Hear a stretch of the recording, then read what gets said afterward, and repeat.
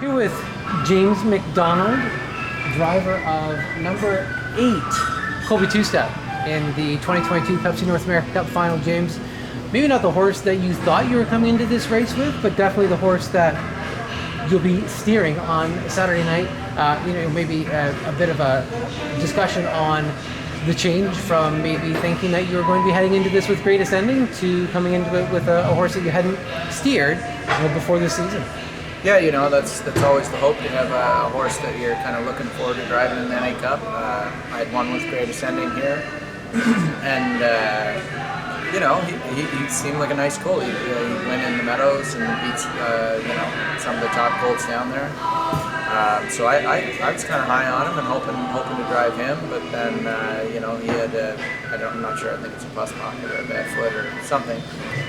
Something came up and he wasn't going to be available, and it just sometimes it works out. I drove Kolby Two Step last week in the Sun Beach because Doug had double, and I was lucky enough to pick him up for his first start of the year. And Doug did a great job qualifying him and bringing him along, and the horse was just coming into the race in top form and flew home, raced superb, was second, and they were pretty excited because they were hoping they were going to be able to race, but he got a bit behind, and they said, Tim had said to me, he said, I'd really like to race him next week, and then I got the limb, and I was like, well, do it. Like he's definitely good enough. So it was it was just a great sequence of events, and and then he drew bad, but got in the final. So here we are again, and trying to make the best of what we got. And maybe a bit of a comment on his limb performance, qualifying and you getting him into the final from post 9. Yeah, like I'd mentioned in the during the draw, like Tim and the connections, they're just really great people, and they took all the pressure off me. They just said, just race him, don't hurt him, don't abuse him. If we get in the final, great. If we don't, that's okay too. We got along here, and it made my job really easy. Just follow along, get the best trip I can get, and try and sneak in the final. And that was the plan. If we could get a 4 or 5, and then maybe give him a run in the final. So here we are. We're ready to go for this week, and I think we've got a fresh horse with live legs heading into the final. You say that you have a fresh horse. How did he feel crossing the wire on Saturday night? He was good. Like I said, he was terrific in the Sun Beach, and then I had to move him a little earlier in the last turn in a couple limb. Just because there was a couple struggling in front of me, and when he got out and rolling, he really launched, and then I caught cover, and he finished up pretty good. So he felt good through the wire, and I think he's going to be a really good horse. He might not catch a lot of people's eye yet, but I think by the end of the year they'll know who he is. With that, let's have a couple of comments on the post draw, and maybe, if without tipping your hand too much, who you think the horses are to beat on Saturday night? Well, I think Chad had alluded, or maybe it's Jason alluded to it. I think it's 45% of the limb winners win the final.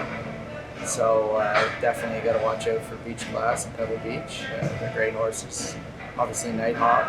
It's a really deep bunch. I think there's probably 7 or 8 horses that could win it. Hopefully we fall in that 7 or 8 category, and I'm just gonna race my race, and hopefully the things work out just right, the stars align, and you hear a big roar for Kolby Two Step at the wire. Last year we saw a desperate man win this race, a relatively smaller stable coming into $1 million event and winning this race. Obviously the story doesn't need repeating, but similar story angle here with a very small stable and competing for this 7-figure purse. So how does it feel to be able to provide that kind of experience for the connections? It's the best. I mean, winning a big race anytime is a great feeling, but just to see that raw joy that you don't see maybe from when some of the big stables win because they're expected to win, or they have so many horses, or they've done it so many times. It's a different element of excitement, and just to see last week, for a 5th place finish, I'm sure if some of the big stables were 5th, they would be scratching their head, well, what happened, or what went wrong, or how can we get them better? And just to come off the track last week and see the raw joy, knowing that they're going to race in the North America Cup, Canada's signature race. You don't get good feelings and good vibes like that very often, and they definitely did it when you talk to Tim and the crew. There was a lot of excitement following this horse, and I'm one of the people excited. And with that, you as well are competing in this race, and I think it's your third NA Cup drive. So obviously, you have to be thrilled with the opportunity that you have now to compete here as well on Saturday night on Canada's biggest stage. Yeah, I mean, I'm a lucky guy. It's a great job, and I'm just really proud of what I've been able to accomplish and get to where I'm at, and always just happy to drive horses or happy to work with horses because I love them, and the last few years it's been just a joy ride for me, and I'm just thrilled to be in the NA Cup. You don't have to win it. Obviously one day I would like to win it, or I hope I win it, and I hope I have many more opportunities to win it. But this one's going to be a special one for me. I'm good friends with Tim's son, so it's going to be a lot of fun. Win, lose or draw, they're going to be happy. They really love their horse and they take good care of him, just as I'm sure everyone does. But they're really excited. I'm really excited, and I can't wait for Saturday. Well, awesome. All the best on Saturday night, and thanks for your time. Thank you very much.